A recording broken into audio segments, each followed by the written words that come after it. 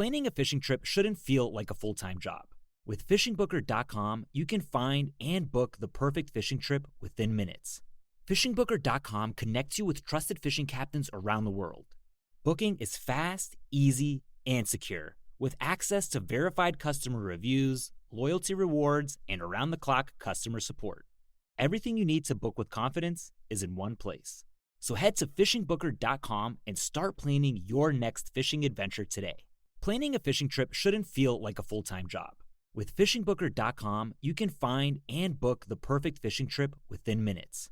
Fishingbooker.com connects you with trusted fishing captains around the world. Booking is fast, easy, and secure, with access to verified customer reviews, loyalty rewards, and around-the-clock customer support. Everything you need to book with confidence is in one place. So head to fishingbooker.com and start planning your next fishing adventure today.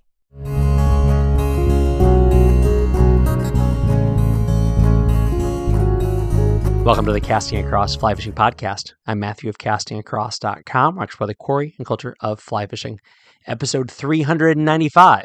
That's what you're listening to right now. And right now, I am outside of Charlottesville, Virginia. And as is usually the case for a couple of episodes each summer, I record while I'm on a family trip. It's been an absolutely beautiful 3 or 4 days we've been down here. The weather's been fantastic. It's been warm, but not too hot. Took the kids to some Civil War sites, got to do my best tour guide impression. Did you know that was in my repertoire? Well, it is. Went to an amusement park, did stuff that I shouldn't do at my age, but it was great fun.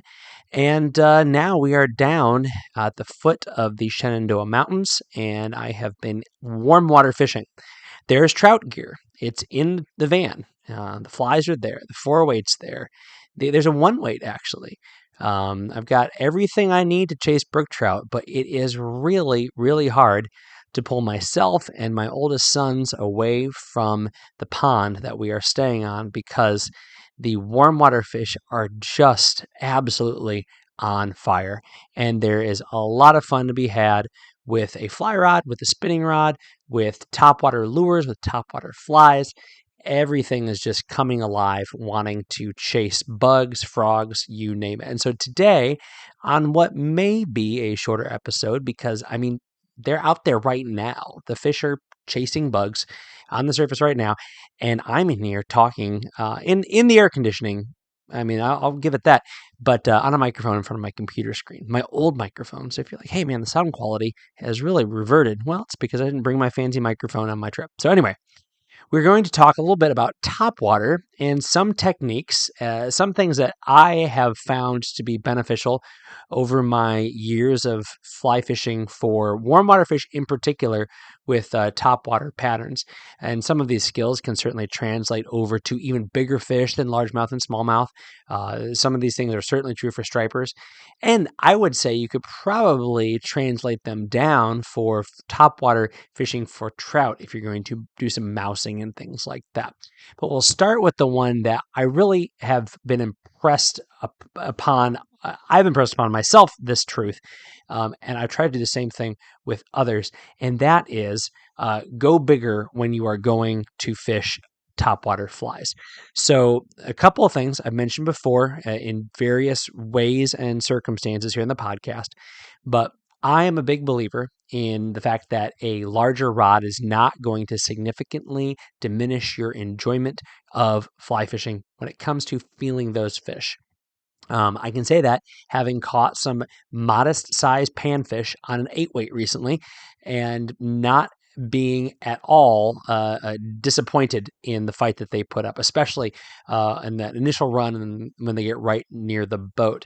But the reason why you want to use this heavier rod when it comes to fishing surface patterns, they can be poppers, they can be sliders, they can be, whatever you want to say, a deer hair diver that actually, initially you're fishing it as a surface pattern. And then once you give it those strips, then it goes below the surface. I want accuracy. I want accuracy and I want distance. There are plenty of times where you're able to get pretty close, like a 20 to 25, 30-foot cast from a weed bed, from an undercut bank where there's overhanging vegetation, from a spot where there's fish suspended out in the middle of a pond. That's all fine and good, but there's sometimes when the water is really still. And here, it's not super low water right now, but it is low enough and stagnant enough that the ripples and the waves from canoe paddles and the sounds from bumping around in a canoe, which happens when you've got kids in the boat with you, it will send fish scurrying. And I don't know if fish scurry, but you know what I mean. And so consequently, there's times where you need more distance on your cast. I like to fish the shortest casts possible, but sometimes that entails fishing long casts because a short cast is not possible. So whether I'm fishing on a big river for trout or I'm fishing like this for bass, I don't want to cast 80 feet just because I can, just because I want to. I want to cast the shortest distance possible because that guarantees the best hookup. Now, this is particularly true, I think, when you are fishing topwater flies because it allows for a quick hook set. When a fish, and we'll talk about setting the hooks here in a little bit, but let's take it away from fly fishing. When you're fishing a conventional lure, so like any sort of popper, whether it be something classic like a hula popper, or I love these little Rapala, whatever you want to say, cup face poppers. And if you have a treble hook on there, then the better, more solid hook set you have, the less likely you are to get multiple hooks deep down into a fish. But you're able to get a more solid hook set the closer that you are fishing. And accuracy is another one.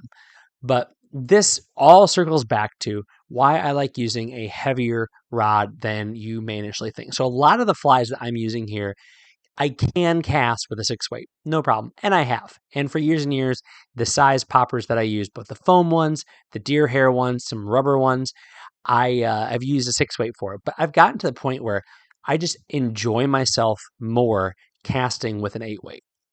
Now, that allows for more distance. That allows for more accuracy.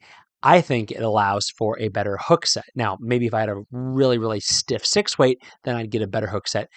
But I prefer the tippet protection that comes with a medium fast 8-weight and being able to protect my tippet and give me a little more sensitivity when I'm fishing other flies that might require something a little bit more delicate at the end. So that's my first one. If you are fishing for bass, really big bass, then I'd say go to that 10. If you're fishing for medium, moderate sized bass, those 2 to 5 pounders like I'm dealing with here, then go to an 8-weight. If you're fishing for smaller bass like rock bass or shoal bass or even just smaller bass in a creek or a pond, then fish that 6-weight. Even though you can absolutely fish the 4 in that situation or the 3 in that situation. And I think talking about other warm water fish, when it comes to panfish, if you're fishing for bigger panfish with bigger flies that are not aerodynamic, they are designed, if it's a cup face popper or even a slider, for goodness sake, they are designed to disturb the surface. This surface is the word I was looking for. And so they're going to interact with the air in a very similar way that they interact with the water, which is to say they are not going to move through it in a very smooth way. Particularly cup face popper, if you've got some feathers hanging off the back, rubber legs coming off at jaunty angles, then you are going to want to be able to generate enough line speed where you're not casting the fly like you're casting a lure, but you are casting that line. And it can pull and push those cup-faced, and then even when the feathers get water laden, it's able to move those through the air, generating line speed, so you have the distance you want, but also so you can have the accuracy that you want. So by all means, fish whatever rod you have. Fish what rod makes you happy. Fish the rod that bends over double. I've talked about that recently in trout contexts. But personally, I prefer to go up maybe 2 line weights of what is necessary for the size of the fish because of the size of the flies that I'm throwing. And as I've said before, if you have a relatively modern rod, it's going to be plenty sensitive and that thing is going to bend quite a bit. All right. So the next kind of popper, topwater topic that I want to touch on is how to impart action. So this may be very, very beginner advice for some of you, but for those who may have never done this before, may have only been fishing for trout, may have only ever done it the wrong way, then hopefully this will be beneficial, because patience is the name of the game when fishing topwater flies. So these fish are super aggressive right now. I've had a number of fish just in the last 24 hours that have hit with that lure or fly landing just as I make that initial cast. Oh, real quick. I'm going to back up 1 second. I'm making myself a little mental note to return to the topic at hand. Another reason using that heavier rod is sometimes a delicate presentation with a topwater fly is the ticket. A delicate presentation with a popper is the ticket. You say, whoa, whoa, whoa, whoa. They're supposed to make all sorts of commotion and all sorts of noise. Yeah, and as we'll talk about here in a second, as you impart action on that lure, on that fly, I mean, the cup-faced foam and rubber poppers really straddle that line. Sometimes a more delicate presentation is going to be what gets those fish to strike. So warm water, but low water, like I'm dealing with here, they're pretty aggressive right now. But I've been in this exact same pond where, because the water's a little bit lower, and because there's a little bit of fishing pressure, they get finicky, and so they want a popper that is placed right on top of them. But if that thing splashes down like a frog that's jumped from the top of a cattail or something like that, they're going to flee. Very, very unnatural for those fish. They're a little bit more skittish. So being able to generate that good line speed and cast with that accuracy also allows you to make those casts so that that fly unrolls well.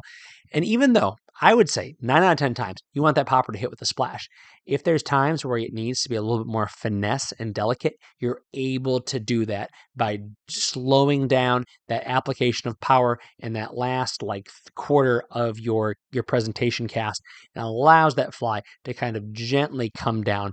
And yeah, you can cast a popper gently. It's possible, but it's much more easily attained when you are using a heavier rod where you control that line a little bit more.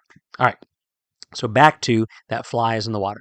Step 1 is be patient. Allow that thing to sit. I like to consider that every cast I make, there is a big largemouth on a pond sitting under that thing and just watching it. And most of my assumptions are that those feathers, as they're moving, those rubber legs as they're undulating, that is what's triggering those strikes, not my big, pop. It might be the pop that gets their attention, and then they're watching this thing that's kind of struggling on the surface as those feathers are kind of undulating and those rubber legs are kind of wiggling, and that's what triggers the strikes. I think that's absolutely the case more often than not. And so I like to picture that fish down there, and in my head, I like to assume that he's making a calculated decision on when to attack this bait fish or this frog or whatever it thinks it is. But then when it comes time to impart the action, resist the urge to just tick that rod. So when you are fishing with a spinning rod or with a casting rod, then you're going to twitch that thing. You're going to walk the dog using the rod tip. It's a combination, of course, of using the rod tip as well as reeling, but that rod tip is going to impart a lot of that action. With your fly rod, more often than not, resisting the urge to give that fly action with your rod tip is going to yield a much better motion, because it's going to give you a more subtle motion, and it is going to pull that fly much more horizontally across the surface of the water rather than pulling it up. So again, if you have that rod tip positioned even at a 45-degree angle, and you give that that rod a 1 foot jerk, that is going to pull that fly horizontally and ever so slightly up off the surface of the water if you're within that 30 or 40 feet. Whereas if you have that rod positioned at the same 45-degree angle or even lower than that, and you give it a good jerk with your line hand, it's going to pull it perfectly horizontally across the surface of that water, and it's going to allow the cup face or that slider face or that double barrel face or whatever it is to have more surface contact with that water and create a greater disturbance. But then what that also does is now your rod is still in a position where if you get that strike, you can simply hold down on that line with your line hand, and especially if the strike has been violent, give a good hook set with your rod hand. Now, I like to do both, especially if I'm fishing with a weedless fly that's got some sort of weed guard, or if I'm fishing a smaller fly. I like to pull down with my line hand down towards my my left pocket, since I cast right-handed, as well as making a more horizontal, not so much straight up trout set. And in doing so, I'm able to get on that fish, because sometimes those violent strikes by, especially largemouth, same thing with smallmouth and larger panfish, those more aggressive strikes, I really want to set that hook home because of the tough structure of some of those larger fish's mouths. Again, especially if I'm using smaller flies. So patience with the initial presentation, and then using that line to manipulate that fly back to you. Now, what I don't mind doing is moving my rod kind of horizontally across a plane to move that fly, in a zigzag pattern. But I really do everything I can from imparting action with that rod tip, as well as moving that rod tip from a position where, if I have to make a strong hook set, especially if that fish, it hits and then it comes in the opposite direction of where I want it to go. Now, all this, like it's coming back towards me or to my right, that hook set, if I've moved it a couple of feet away from that 45, maybe if it's even horizontal, making that hook set and getting a good solid penetration is not going to be as easy, because now my rod is pointing away, or pointing in the same direction that fish is moving. So that is another thing that has, again, could be coming across to you as very simplistic and beginner stuff. But if this is something that you haven't done or you haven't had a lot of success with, then maybe this will be a little bit of helpful information. All right. The next one that I think is really helpful is to fish horizontally. Fish horizontally. Now, I really enjoy fishing weed beds when I'm fishing topwater flies. I really like casting up against that weed bed and then working back towards my canoe. But what I feel is a much more productive, and I can say this anecdotally, but I think it makes the most sense also, is if you can somehow put the nose of your canoe, or if you're wading out, wade out to the edge of that weed line and then cast horizontally. Now, what this does is it presents your fly to so many more fish, because if the fish are holding in those weeds or on the edge of those weeds, now obviously you're going to be pulling that fly in front of so many more fish. So this is difficult, because what it does is it forces you to sacrifice a couple of spots, the spot where your canoe is, as well as the spots immediately adjacent to it. But I like to strategically pick 4 or 5 spots along a stretch, 100-yard stretch of weed line, and pick sacrificial spots where I will basically anchor my canoe in the weeds, cast to my left, make all those strips. Probably, start by casting closer to me, maybe a 20-foot cast, then work to a 40 and a 60-foot cast, and do it right up against the weeds, and then move it out, maybe another 10 feet, and work a little bit further off in case there is a drop off there that I know about or I don't know about, and then switch to the other side, and then back away, move back in silently. And in doing so, if you are not particularly accurate in your casting, this helps you from casting into the weeds. I have seen, again, just in the last 24 hours, a couple of good fish opportunities wasted because that cast with a lure that was not weedless, or even was weedless, but because it landed splat in the middle of a pad of vegetation, it pulled that big mat of vegetation across those fish, spooking them. Effectively, you're taking their cover away from them when you do that. So yeah, you can mess up by casting. Say your weed bed is on the right, open water's on the left. If you put that fly right on top of that weed bed, but now you have to pull it through all those weeds, that can cause problems. But I think that's less problematic than pulling that over top of open water and any fish that might be there. But I would say try for both. If accuracy is a struggle, then I would say cast further away from the weeds and then work your way towards it. You can always manipulate that fly back over towards the weeds if you're nervous about that. especially if they are a really thick, nasty, mat. Some of these invasive aquatic vegetation species really can do a number on your fly getting stuck. And then when they become detached from the rest of the vegetation or from the floor of the pond, then they're going to just be this huge salad that you're dragging towards yourself. So that's something else to think about, something else to consider.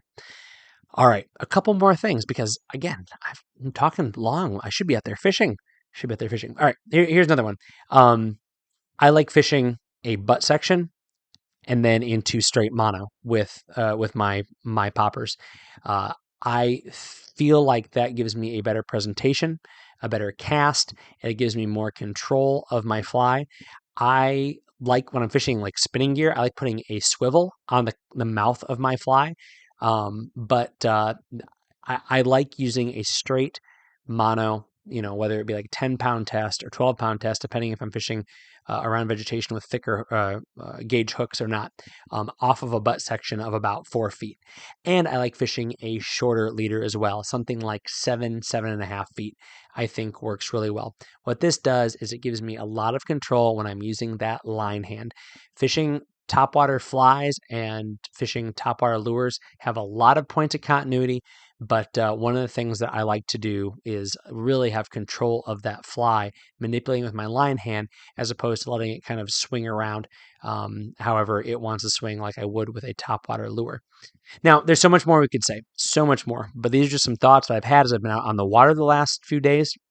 I've been thinking also about moving water and some of the real benefits of drifting, dead drifting and twitching topwater flies, and how fun that is, whether that be a big cup face popper or even a really big, like a size 2 stimulator or something like that. You have a lot of fun with that. And I would say don't rest on that. That'll be the last thing. Last thing before we wrap the podcast. Don't rest on fishing big, crazy looking dry flies, things like salmon bomber style flies, ratface McDougal, whatever you want to fish. Big old fluffy, buoyant deer hair dry flies for big bass. You are going to be surprised at how many fish are looking for a finesse presentation, kind of going back to what I was saying at the beginning of the podcast. But so much more I could say. There's so many more resources that I have on Casting Across when it comes to fishing topwater flies for trout, bass, stripers, you name it. So head over there and you can find anything and everything that you want. Monday's article is called Rusty Flybox, PA Road Trip. So before I got to Virginia, I was in Pennsylvania. And in this article, I give 3 articles that are definitely worth reading. These are really good ones. Not to say the other ones aren't good, but really good articles about fly fishing in Pennsylvania, and particularly kind of my traveling there. So check that one out. Wednesday's article is called Video, a Fly Fishing Textbook Worth Reading Cover to Cover. And this is a review of a friend of mine, Michael Klimkos's book, Introduction to Fly Fishing. It is a book that was designed with a new angler in mind, for some educational opportunities at a local fly shop in mind. And I think it's just a great read. You can actually read it, but it is thick with information. The kind of book that you could use if you had to teach a class, the kind of book that if you have a grandchild or a nephew or a friend, you can kind of walk through it with them, and it's going to give them everything they need to learn fly fishing.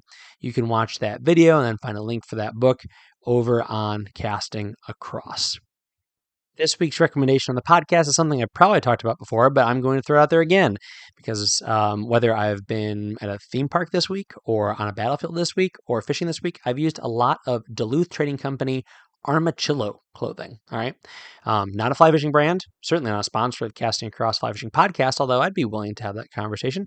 But Duluth Trading Company, you see them for their silly commercials, but their Armachillo line, socks, underwear, other clothing, they're great. They're comfortable. They are built for like people who are working in mind with their cuts and things like that. And so they certainly work for fly fishing. I love every piece I have. I've bought my wife a whole bunch of stuff. I've bought other people's stuff too, and they like it. If you want to be comfortable, spend a few more dollars, have something that's going to last, that's going to give you a little more comfort, definitely check out Duluth Trading Company's Armachillo line of clothing. I'll put a link down at the bottom of the website, but I think you know how to use Google just fine. Thanks for listening to the Casting Across Fly Fishing podcast. Please subscribe to your favorite podcast app and rate the podcast on Apple Podcasts and Spotify. Then head over to castingacross.com for 3 posts a week on the people, places, and things that go into the pursuit of fish.